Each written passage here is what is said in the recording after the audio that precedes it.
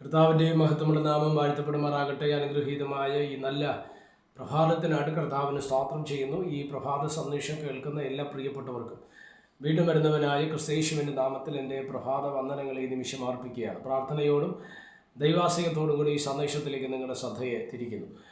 യോഹന്നാൻ എഴുതിയ 2-ാം ലേഖനം അതിൻ്റെ 8-ാമത് വാക്യമാണ് ഇന്ന് പ്രഭാതത്തിൽ നിങ്ങളുമായി പങ്കുവയ്ക്കുവാൻ കർത്താവിന് ശരണപ്പെടുന്നത്. വാക്യം ഇങ്ങനെയാണ്: ഞങ്ങളുടെ പ്രയത്നഫലം കളയാതെ പൂർണ്ണ പ്രതിഫലം പ്രാപിക്കേണ്ടതിന് സൂക്ഷിച്ചുകൊള്ളു.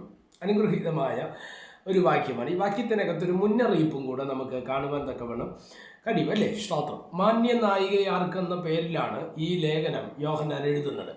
വളരെ ശ്രദ്ധേയമായ പല ചിന്തകൾ അതിനകത്ത് നമുക്ക് കാണുവാൻ തക്കവണ്ണം കഴിയും.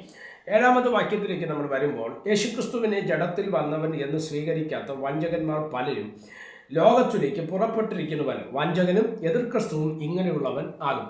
അപ്പോൾ യേശുവിൻ്റെ ജഡാവതാരത്തെ നിഷേധിച്ച ഒരു കൂട്ടം ആൾക്കാർ സഭയ്ക്കകത്ത് നുഴഞ്ഞു കയറി സഭയെ ദൈവികോപദേശത്തിൽ നിന്ന് വഴിതിരിക്കുവാൻ ശ്രമിക്കുന്ന സമയത്ത് യോഹന്നാൻ എന്ന ദൈവത്തിന് കർത്താവിൻ്റെ അപ്പോസ്തലൻ ഇതിന് വേണ്ടി ഒരു ക്ലാരിഫിക്കേഷൻ അല്ലെങ്കിൽ ഒരു വിശദീകരണം നൽകുന്ന ലേഖനമാണ് ഈ ലേഖനം. നമുക്ക് 1 യോഹന്നാൻ ലേഖനം നമുക്കറിയാം. അതുപോലെ സുവിശേഷ ഭാഗങ്ങളൊക്കെ നമ്മൾ വായിക്കുമ്പോൾ കൃത്യമായിട്ട് യോഹന്നാൻ രേഖപ്പെടുത്തിയ ഒരു കാര്യമാണ്, യേശുക്രിസ്തു സമ്പൂർണ്ണ മനുഷ്യത്വത്തോടുകൂടെ വന്നവനാണ്, അപ്പോൾ തന്നെ അവൻ സമ്പൂർണ്ണ ദൈവവുമാണ്.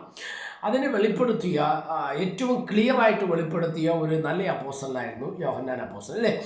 ബാക്കി അപ്പോസ്തലന്മാരൊക്കെ ദൈവത്വത്തെക്കുറിച്ചും മനുഷ്യത്വത്തെക്കുറിച്ചൊക്കെ പറയുന്നുണ്ട്. സുവിശേഷ ഭാഗങ്ങൾ വായിക്കുമ്പോൾ തന്നെ മത്തായി, മർക്കോസ്, ലൂക്കോസ്, യോഹന്നാൻ, ഇത് 4 വീക്ഷണങ്ങളായിരുന്നു.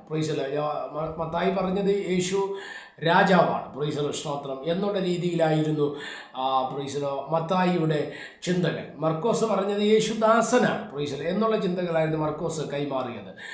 ലൂക്കോസ് പറഞ്ഞത് യേശു കർത്താവ് സമ്പൂർണ്ണ മനുഷ്യത്വമുള്ളവനാണ് എന്ന് പറഞ്ഞ് കൈമാറി. എന്നാൽ യോഹന്നാൻ പറഞ്ഞത് യേശു സമ്പൂർണ്ണ ദൈവമാണ്, എന്ന് പറഞ്ഞു വയ്ക്കുന്ന ഭാഗമാണ് യോഹന്നാൻ്റെ സുവിശേഷത്തിൽ നമുക്ക് കാണുവാനായിട്ട് വരുന്നത്. അപ്പോൾ ഇവിടെ ഈ ലേഖനത്തിലേക്ക് നമ്മൾ വരുന്ന സമയത്ത് അപ്പോസ്തലൻ യോഹന്നാൻ പറയുകയാണ്, ഞങ്ങളുടെ പ്രയത്നഫലം കളയാതെ പൂർണ്ണ പ്രതിഫലം പ്രാപിക്കേണ്ടതിന് നിങ്ങൾ സൂക്ഷിക്കണം. പ്രീസലോ, ഇത് ഒരു വ്യക്തിക്കോ അല്ലെങ്കിൽ ആ വ്യക്തി ഉൾപ്പെട്ടു നിൽക്കുന്ന സമൂഹത്തിനോ എഴുതുന്ന ഒരു ലേഖനമാണ് എന്നുള്ളത് ശ്രദ്ധേയമാണ്. ഒരു കാര്യം നമ്മൾ ചിന്തിക്കണം, ദൈവമാണ് നമ്മളെ രക്ഷിച്ചത്, കർത്താവാണ് നമ്മളെ വീണ്ടെടുത്തത്, കർത്താവാണ് നമ്മുടെ രക്ഷയ്ക്ക് കാരണമായത്. അവൻ്റെ ക്രൂശിലെ അവൻ്റെ ശരീരത്തിൽ നിന്ന് ഒഴുകിയ രക്തമാണ് നമ്മുടെ വീണ്ടെടുപ്പിനും വിടുതലിനും കാരണമായി മാറിയത് എന്നുള്ളത് നിസ്സംശയം ഉറപ്പിച്ച് പറയാവുന്നുള്ളൊരു കാര്യമാണ്. പക്ഷേ ഒരു കാര്യം നിങ്ങൾ ശ്രദ്ധിക്കുക, നമ്മുടെ രക്ഷയ്ക്കായിട്ട്, നമ്മുടെ മാനസാന്തരത്തിനു വേണ്ടി, ഇല്ലെങ്കിൽ നമ്മുടെ വിശ്വാസത്തിൻ്റെ നിലനിൽപ്പിനായിട്ടൊക്കെ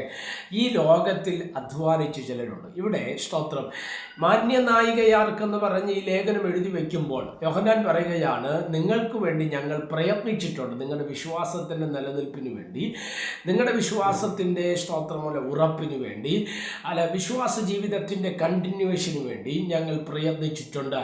ആ പ്രയത്ന ഫലത്തെ നിങ്ങൾ എന്ത് ചെയ്യരുത്, കളയാതെ പൂർണ്ണ പ്രതിഫലം പ്രാപിക്കേണ്ടതിന് സ്തോത്രം സൂക്ഷിച്ചു കൊള്ളേണ്ടത് ആവശ്യമാണ്. അപ്പോൾ നമുക്ക് ഇവിടെയുള്ള പ്രതിഫലങ്ങളെക്കാൾ ഉപരിയായി പൂർണ്ണമായൊരു പ്രതിഫലം നമുക്ക് ലഭ്യമാകുന്നത് നിത്യതയിലാണ്, ദൈവസന്നിധിയിലാണ്. അത് പ്രാപിക്കണമെങ്കിൽ സ്തോത്രം നമ്മൾ അവിടം വരെ ഓടി തന്നെയാകണം. അതുകൊണ്ടാണ് ബൈബിൾ വ്യക്തമായി പരിശോധിക്കുന്നത്, വഴിയിൽ വെച്ച് നമ്മൾ തകർന്നു പോകരുത്. പലരുടെയും വിശ്വാസക്കപ്പോൾ തകർന്നു പോയി, പലരുടെയും ആത്മീക ജീവിതം നഷ്ടപ്പെട്ടു പോകുവാൻ തക്കവണ്ണം ഇടയായി. ഈ കാലഘട്ടത്തിൻ്റെ ഒരു സിഗ്നൽ അല്ലെങ്കിൽ അടയാളങ്ങൾ വെച്ച് നോക്കിക്കഴിഞ്ഞാൽ കഴിയുമെങ്കിൽ വൃതന്മാരെ പോലും തെറ്റിക്കുമെന്ന് തിരുവചനം രേഖപ്പെടുത്തി വെച്ചിരിക്കുമ്പോൾ ഇന്ന് പ്രഭാതത്തിൽ എന്നെ ശ്രദ്ധിക്കുന്ന ദൈവമക്കളോട് ഞാൻ പറയുക, ഒരിക്കലും നമുക്ക് വേണ്ടി അധ്വാനിച്ചൊരു കൂട്ടം ദൈവദാസന്മാരുണ്ട്. വിശ്വാസികളെ, നിങ്ങളായിരിക്കുന്ന സഭയിൽ നിങ്ങൾക്ക് വേണ്ടി ശുശ്രൂഷിക്കുന്ന, നിങ്ങൾക്ക് വേണ്ടി പ്രാർത്ഥിക്കുന്ന, നിങ്ങൾക്ക് നല്ല വചനം പറഞ്ഞ് നിങ്ങളെ ദൈവിക പ്രത്യാശയിലേക്ക്, നിത്യതയിലേക്ക് വഴി നടത്തുന്ന അവരുടെ പ്രയത്നഫലം നമ്മൾ കളയരുത്.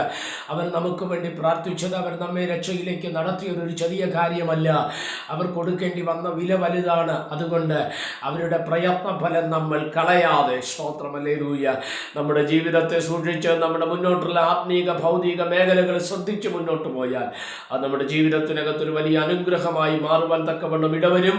അത് സ്വർഗമതം നമ്മളെ സഹായിക്കട്ടെ. പൂർണ്ണ പ്രതിഫലം പ്രാപിക്കേണ്ടതിന് നമുക്ക് കർത്താവിൻ്റെ രാജ്യത്തിനായി, കർത്താവിൻ്റെ പദ്ധതികൾക്കായിട്ട് നമുക്ക് ഒരുങ്ങാം. ദൈവം നമ്മെ സഹായിക്കട്ടെ. പ്രാർത്ഥിക്കാം. പരിശുദ്ധ പിതാവേ, ഈ സന്ദേശത്തിനാണ് നന്ദിയോടെ സ്തോത്രം ചെയ്യുന്ന. ഈ സന്ദേശം കേൾക്കുന്ന എല്ലാ പ്രിയപ്പെട്ടവരെയും തൃക്കരങ്ങൾ തരികയാണ്. ഈ സന്ദേശം അനേകർക്ക് അനുഗ്രഹവും ആശ്വാസവുമായി മാറുവാൻ സ്വർഗം ഇടവരുത്തും. എല്ലാം മഹത്വം കർത്താവിന് യേശു ക്രിസ്തുവിൻ നാമത്തിൽ തന്നെ.